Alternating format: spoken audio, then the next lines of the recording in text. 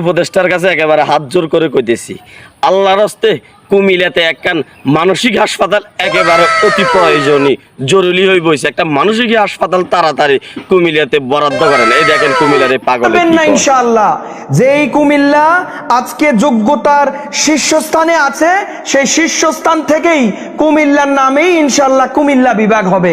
আপনারা পারবেন না, সেই যোগ্যতা এখনো পর্যন্ত আপনাদের হয় নাই।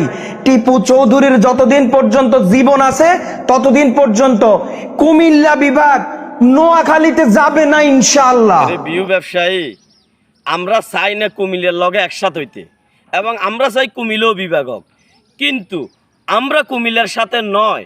আমরা আমাদের ফেনী এবং লক্ষ্মীপুর নোয়াখালী নিয়ে আমরা বিভাগের আন্দোলন করতেছি। আমরা বিভাগ চাই, আমরা তোগর লগেও নাই এবং তোগরও আঙুর লগে আনতেন না, কারণ তোরা যদি এক নাম্বার ইতর তুই এগুলো করি, তোর বিউ ব্যবসা বাড়াইতি কেন?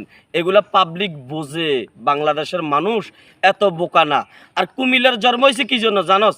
কুমিল্লার জন্ম হয়েছে একমাত্র নোয়াখালীরা কুমিল্লাতে যায়, তোরা গু পরিষ্কার করবি, মুখ পরিষ্কার করবি, আর কোনো কথা না। আঙ্গু গু এবং মুখ পরিষ্কারের জন্য সবসময় প্রস্তুত থাক।